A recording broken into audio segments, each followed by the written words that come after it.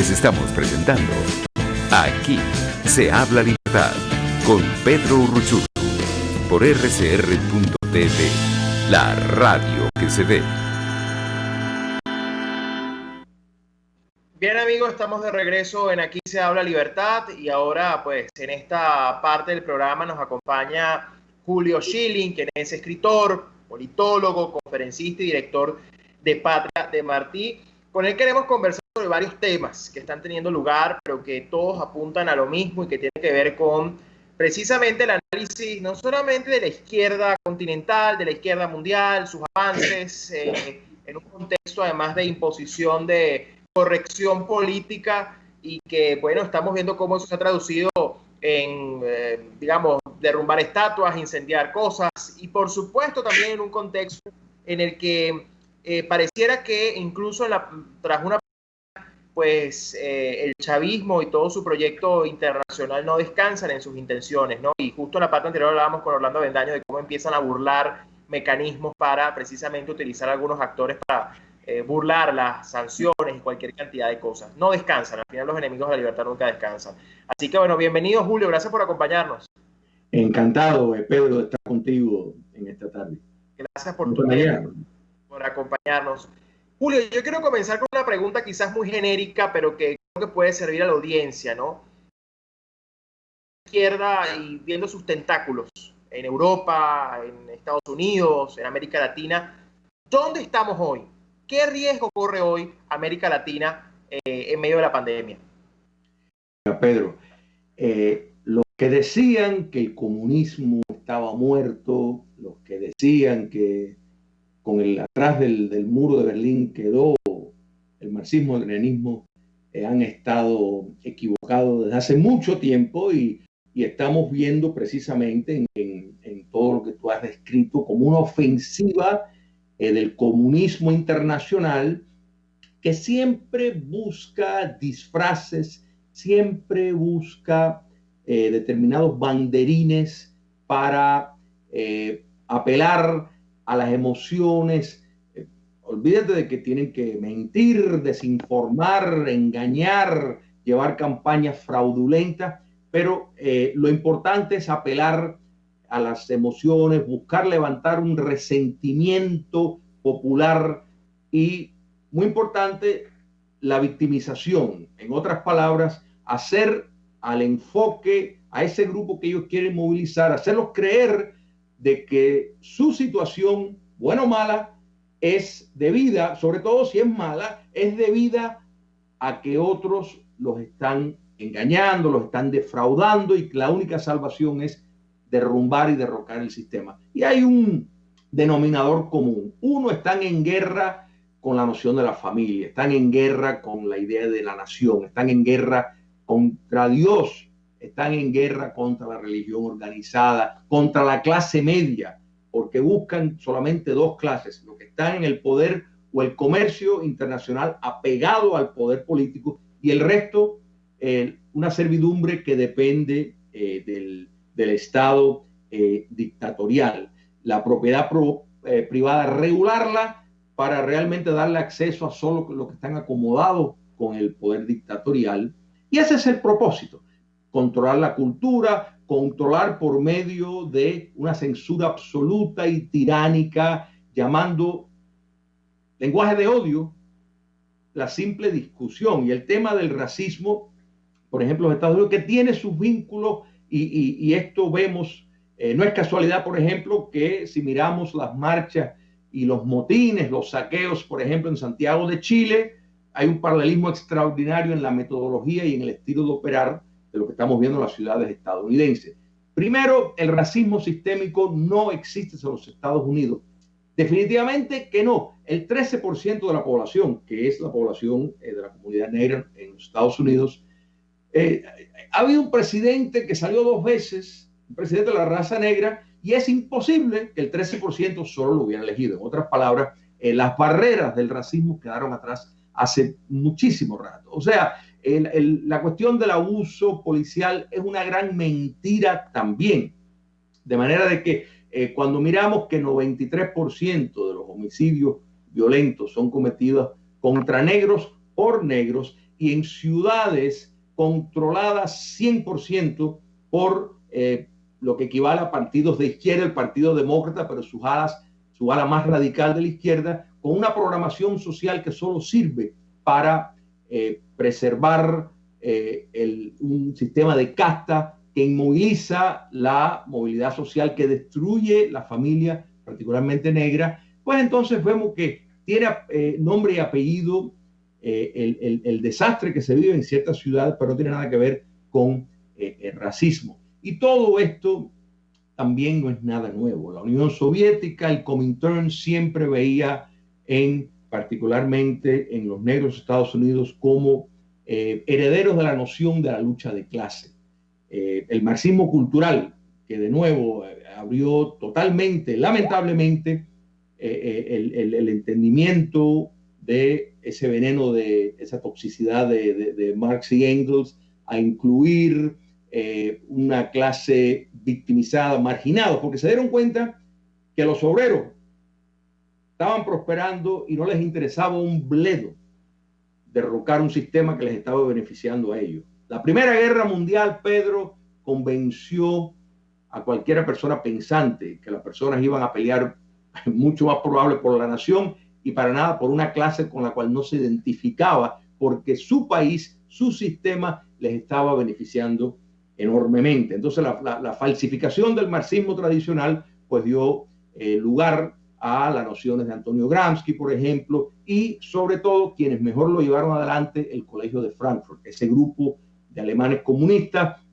que introdujeron las nociones de la psicología de Freud a la ecuación marxista, y entonces pues a partir de ahí el caos que estamos viendo, la ideología de género, el multiculturalismo y una serie de frentes que la ciencia política, ¿verdad? Todo esto son mecanismos del marxismo cultural, que es igual que el marxismo anterior, excepto que las reglas se ampliaron para facilitar el alcance al poder. Entonces sí, hay un denominador común y una confabulación extraordinaria entre el régimen dictatorial en Venezuela, su amo que está en Cuba comunista, Irán, China comunista, en fin, y la noción de un movimiento como Black Lives Matter, cuyas fundadoras expresamente son marxistas-leninistas. O sea, no es que lo tienen oculto, nada más que tienes que ver la foto, o sea, la hoja y el martillo por todas partes, o sea, que tienen una fundamentación entrenada del marxismo-leninismo, y la autora intelectual de estos movimientos llamados de liberación negro tiene su base en Angela Davis, una terrorista connotada, discípula de Herbert Marcuse, que de nuevo encontró en el marxismo cultural y en la promoción de la hegemonía cultural un mecanismo efectivo para promover la revolución comunista a través del mundo. Y eso es lo que estamos viendo, y tristemente el mundo libre otra vez está confundiendo una cosa con la otra, el banderín de un racismo que no existe. Mira, te doy una figura bien rápido. El año pasado, entre la policía y los ciudadanos estadounidenses de todos los colores, hubo 375 millones de interacciones. En otras palabras, 375 veces que los policías interactuaron con la población estadounidense en alguna capacitación. ¿Tú sabes cuántos muertos hombres de la raza o mujeres de la raza negra, cuántos individuos de la raza negra desarmados murieron el año pasado? 9. Y eso típicamente era porque estaban resistiendo arrestos. En otras palabras, no existe racismo sistémico en los Estados Unidos. Más bien, los blancos podrían argumentar que se ejerce determinadas normas que benefician a los ciudadanos estadounidenses de la raza negra por encima de los blancos en cuanto a preferencias para entrar en universidades, facilitación a crédito, empleos públicos y una serie de medidas de acceso a asistencia social que los blancos no pueden acceder a ella de la misma igual. En la educación, sobre todo, las reglas, los exámenes, los niveles de entrada se facilitan. Que eso, en cierto sentido, demuestra cómo la izquierda sí, en efecto, está insultando la inteligencia de los negros para decirle, bueno, mira, vamos a bajar el estándar. Eso es como Si los blancos pues dirían, no, en el baloncesto queremos un aro más bajo, porque como no jugamos igual que los negros, pues queremos entonces para nosotros tener los aros más bajos. Es algo tan ridículo. Sin embargo, el banderín falso del racismo en los Estados Unidos es lo que estamos viendo. Y sin lugar a duda, hay una sincronización. Y fíjate que tú puedes ver en ciudades europeas cómo este movimiento utilizado por la organización marxista de Black Lives Matter está teniendo esta triste resonancia, y quiera Dios que pues las respuestas adecuadas la vayamos a ver. A eso voy. Tú creo que tocas un punto medular en esta discusión, porque digamos, creo que siempre este tipo de movimientos buscan exacerbar algún tipo de herida que a lo mejor no es tan profunda, o que puede ser un problema que, bien como dices tú, no es sistémico, pero que bueno, ha tenido algunos hechos que son más notorios que otros. Pero al final queda muy claro que ellos estudian muy bien sobre qué poner el acento para precisamente generar, a partir de la crispación, a partir del caos, como decías tú, del resentimiento, generar todo este clima que prácticamente apunta, que yo siempre por ejemplo, cuando comparamos las protestas del año pasado en Chile o en otros lugares, que lo que terminaba siendo una protesta por una demanda que incluso uno podría pensar que es legítima por un aumento de un determinado precio en un servicio, terminaba por pedir la salida del presidente del poder y prácticamente cambiar la constitución, cambiar las instituciones, cambiar todo, ¿no?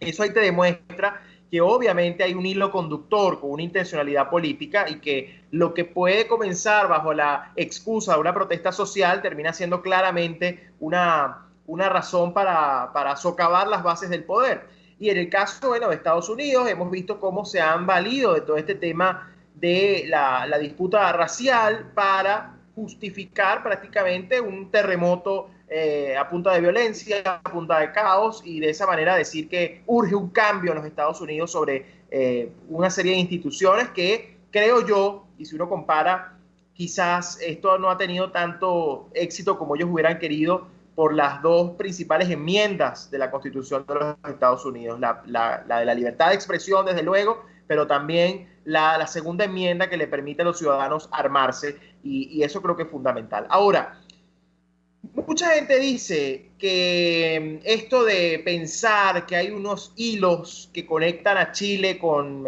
Estados Unidos a partir de protestas o a partir de este tipo de cosas, no es más que una teoría conspirativa, que no tienen la capacidad, que no tienen la fuerza, en fin, la subestimación permanente, que es la misma subestimación, por cierto, con la que han tratado lamentablemente a Cuba y al régimen castrista, que le han permitido estar 60 años donde están y no creerlos capaces digamos, de hacer lo que han hecho y de ser, por ejemplo, co-creadores del Foro de Sao Paulo y todo lo que eso ha significado para la región. ¿Qué le decimos a esa gente que dice que esto es una teoría conspirativa? ¿Cómo convencerlos de que en efecto esto es un plan articulado, muy bien estudiado, que no se detiene y que sobre todo tiene una clara intención, que es la de socavar las bases de las democracias con fines obviamente políticos y de una agenda comunista o de izquierda? Mira, Pedro, los que amamos la libertad, los que defendemos genuinamente el sistema democrático, su ética y sus valores, la realidad es que nunca vamos a convencer a ese sector que es un apologista, propagandista y promotor de movimientos y regímenes subversivos. Todos esos que están falseando la realidad y que no son otra cosa sino proselitistas de movimientos totalitarios, que se podrán disfrazar de coger banderín de cuestiones de derechos humanos, entre comillas, y comillas bien puntualizada y en itálico. Mira, la batalla tiene que estar en convencer a esa gran población, a esa gran masa que realmente recibe la mayor parte de información por medios que están completamente contaminados, por medios de información que no dicen toda la verdad. En el mejor de los casos dicen una parte de la verdad, pero ocultan detalles porque tienen una programación ideológica como nunca antes. Eso es el marxismo cultural. Esto se viene maquinando desde hace tiempo por medio de las instituciones, entre ellos la educación sobre todo, que ha en efecto generado todo un ejército, que lo vemos hasta de nuevo incluso dirigiendo empresas, de personas que no tienen idea de hacer la diferencia entre el bien y el mal. Sin embargo, están apoyando, a lo mejor para darles el beneficio de la duda, algunos movimientos completamente subversivos que obedecen a intereses sumamente oscuros, y no me refiero a oscuro en cuestión de la raza negra, sino oscuro por la sombra del mal que están representando. Entonces, esta batalla de ideas, sin lugar a dudas, hay que llevarla hacia adelante, pero todos los que combaten esta crítica, esta observación, la que se busca presentar la evidencia empírica que destruye todos los argumentos, tanto del racismo sistémico de los Estados Unidos, como tantos otros que hemos escuchado, pues no les interesa escuchar, más bien promueven precisamente una noción que viene también del marxismo cultural de Herbert Marcuse, que se llama la tolerancia represiva. O sea, la tolerancia represiva es ese entendimiento de que hay que combatir todas las ideas que ponen en peligro los objetivos marxistas-leninistas. Hay que descalificarlos. Entonces, eso es lo que podemos llamar la corrección política, por ejemplo, ¿verdad? Que personas se autocensuran, que bloquean, que no se quieren expresar públicamente por miedo a perder un trabajo, en el mejor de los casos, en el mejor de los casos. Y eso que, y estamos por supuesto diferenciando lo que es vivir en los Estados Unidos comparado con vivir en una dictadura como la que hay en Venezuela, en Cuba comunista, en Corea del Norte, etcétera. Entonces, esto no es casualidad que los eslogans, muchos de los mismos que están financiando estos movimientos, lo hacen a través de mecanismos internacionales. George Soros es un caso en punto, que tiene muy claro su adhesión por el marxismo cultural y promueve particularmente la ideología de género, por ejemplo, que es una forma de intentar destruir la familia tradicional, de intentar destruir los valores judeocristianos, que son la base de la democracia. Sin nación, familia y Dios no se hubiera fundamentado el modelo democrático con éxito en ninguna parte. Lo fundamental, derechos naturales, determinados valores que salen del cristianismo, es lo que sustenta los valores y los principios de una sociedad abierta y libre. Y los enemigos de la libertad, pues lo primero que te dicen, teoría de conspiración, es para descalificar a la persona. Y te cuento, Pedro, bien rápido, mira, los Estados Unidos, a través de la década de los 30, 40 y 50, se hablaba precisamente, no, están exagerando, de la infiltración del comunismo internacional, de la Unión Soviética a través del continente. Tras caer el comunismo soviético y se abren parte de los archivos, se comprueba que era verdad que la KGB tenía infiltraciones extraordinarias a través de los Estados Unidos y América Latina. O sea, no eran exageraciones. Así que en este momento estén corrateando la idea de que son teorías de conspiración no nos debe de preocupar, sino precisamente llevar esta lucha a un nivel popular para abrir los ojos y hacerle ver el gran peligro que la libertad tiene con estos movimientos. Julio, ya nos quedan un par de minutos para despedir, pero yo también me gusta siempre, más allá de estas discusiones que son tan fructíferas y tan importantes para comprender, digamos, qué enfrentamos y para entender muy bien quiénes son nuestros adversarios e incluso nuestros enemigos en esta batalla, también me gusta la parte propositiva, ¿no? Y ahí la pregunta que te hago en tu reflexión y en tu trabajo, que sé que también pues trabajas mucho en eso, ¿qué debemos hacer quienes creemos en la libertad para contrarrestar esto? Porque esto es algo que no se detiene, es una bola de nieve, es algo que muta, es algo que cambia, que se adapta, y en algunos casos pareciera que del lado de quienes defendemos la libertad muchas veces hay una rigidez, hay una resistencia a hacer cosas que lamentablemente nos obliga a estas circunstancias y tomar más espacio en el ámbito cultural, en el ámbito mediático, por supuesto en el ámbito político, que es tan importante, y es donde sobre todo esta gente ha ganado terreno. No hay que olvidar que el Foro de Sao Paulo llegó a tener 14 gobiernos simultáneamente en la región, es decir, 14 ejércitos, 14 bancos centrales, 14 territorios, en fin, un aparato inmenso de financiamiento. ¿Qué debemos hacer nosotros, Julio, para contrarrestar este efecto tan nocivo que sigue generando la izquierda en América Latina y en el mundo? Pedro, tú puntualizas con gran efectividad el problema donde yace. Aquí no es que estos perversos, subversivos, han tenido la genialidad de pronto descubrir la última botella de Coca-Cola en el desierto, no, sino que los demócratas realmente se han dejado engatusar, han tenido poco valor para tomar decisiones duras, han preferido sentarse en la mesa, y esto no solo literalmente, sino figurativamente también, de sentar en la mesa y conceder ante lo que no se puede, el terreno que no se puede ceder para perder, porque hay que entender que el enemigo que la libertad enfrenta es apocalíptico, es totalmente totalitario y busca la permanencia eterna en el poder, la transformación total del sistema, y eso requiere una destrucción absoluta. Entonces hay que dar la lucha, hay que dar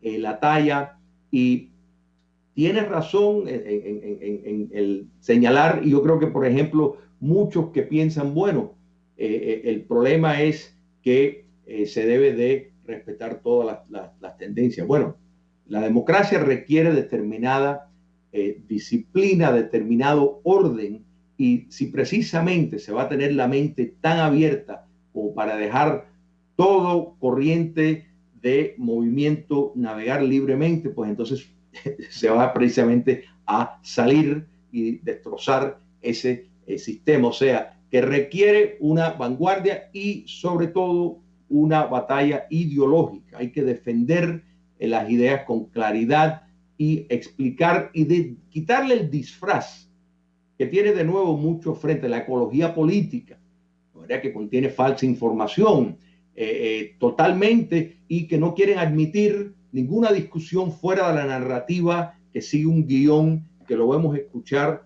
en todas las capitales donde o hay un movimiento de la izquierda en el poder o tienen una gran influencia. Y muchas de las personas, pues, como tú bien señalas, y como dije al principio, que señalan que el comunismo murió. Venezuela es el caso paradigmático de lo que salió del Foro de Sao Paulo.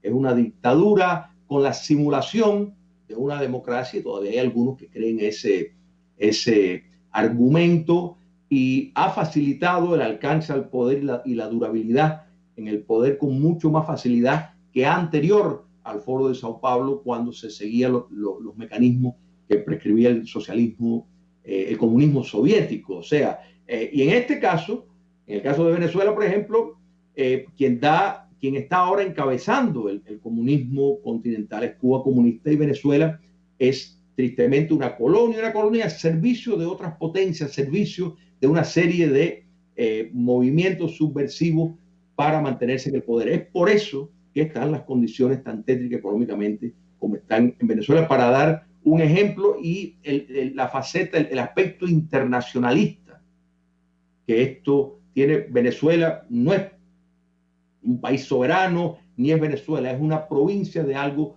mucho más grande, un proyecto malévolo mucho más grande, y es ahí donde hay que ver y luchar. O sea, que esto no se puede mirar como una cuestión aislada.